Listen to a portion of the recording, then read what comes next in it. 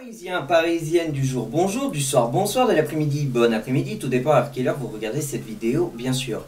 Avant de lancer le débrief Montpellier PSG, je voulais vous dire que le hashtag touche pas à mon Parc des Princes est toujours d'actualité. Donc, je répète la phrase entière. Le Parc des Princes est la maison du Paris Saint-Germain. L'un ne va pas sans l'autre. Hashtag touche pas à mon Parc des Princes. N'oubliez pas, faites tourner un maximum cette phrase. Il faut absolument que nous restions au Parc des Princes. Hors de question que nous partons du Parc des Princes. Le Parc des Princes est notre maison quoi qu'il arrive. Tout de suite, intro, suivi du débrief. Montpellier PSG. Intro.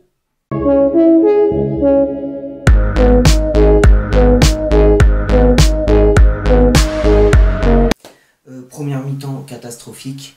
Mbappé qui loupe des pénaltys, bon ça arrive, mais bon voilà, tout le monde va lui taper dessus, de toute façon, on cherche toujours une tête de Turc et ça va être pour sa pomme, mais bon voilà, on se fait bouger sans arrêt, Ramos qui sort blessé, Mbappé qui sort blessé. Après, un point positif, quand Ramos était blessé, il a fait rentrer Sanchez à la place de Danilo. Danilo est descendu à la place de Ramos et c'était en charnière Danilo-Marquinhos. Et comme par magie, Marquinhos était 10 fois mieux aux côtés de Danilo. Donc ça fait des mois et des mois que je le dis et on me prend pour un bouffon que Ramos handicape la défense et handicapé Marquinhos.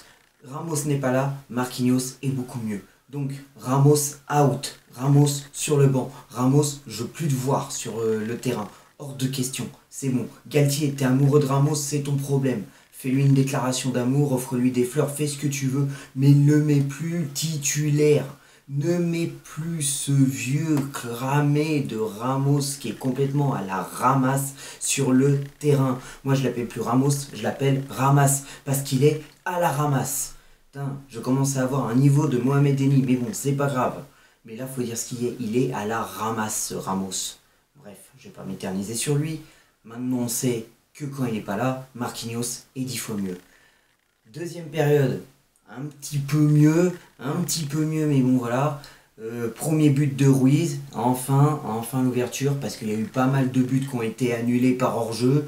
Un but de Messi, un but de Hakimi, je sais plus qui d'autre. Enfin, il y a eu plein de buts annulés par hors-jeu. Ruiz qui ouvre le score, qui met son premier but, c'est bien pour lui. Ruiz qui est en confiance, qui met une passe décisive à Messi, c'est bien pour Messi. Et puis après, bah, on a beau tenir la baraque comme on peut. Marquinhos ne peut pas tout arrêter, il ne peut pas tout faire. Danilo non plus. Sanchez qui n'est pas au marquage sur le tireur. Et puis bah, du coup, bah, ça rentre. Mais bon, voilà. Par contre, voilà, c'est pas normal. Toujours une mi-temps sur deux, ça devient lassant. Un jeu inexistant, des joueurs méconnaissables. Vitinha était méconnaissable. Vitinha, je comprends pas. T'es arrivé, on disait putain, t'es le futur Verratti. Mais comme quoi qu'en fait, qu'on s'enflamme toujours trop. Faut qu'on arrête de s'enflammer. On va te laisser grandir. Après, il y a eu Zaïre Emery qui est rentré. Il a dû mettre son premier but. Mais Zaïre Emery, très prometteur. Il faut lui laisser du temps de jeu à lui aussi. Bon. Je ne vais pas m'éterniser plus longtemps, à bientôt pour de nouvelles vidéos, de nouveaux débriefs, bientôt la Prono Team. La Prono Team pour, je le répète parce qu'on ne sait jamais, il y en a qui ont peut-être oublié, la Prono Team c'est un 2 en 1, c'est pour OMPG Coupe de France et OMPG Ligue 1. Je fais les deux Prono Team en un. Donc vous avez jusqu'à samedi soir, voire dimanche matin pour m'envoyer vos pronostics et je mettrai la Prono Team en ligne soit dimanche après-midi ou en début de soirée. Et puis bah, que l'amour du maillot reste avec vous, mes parisiens, parisiennes. Et 1, 2, 3, ici c'est Paris malgré tout.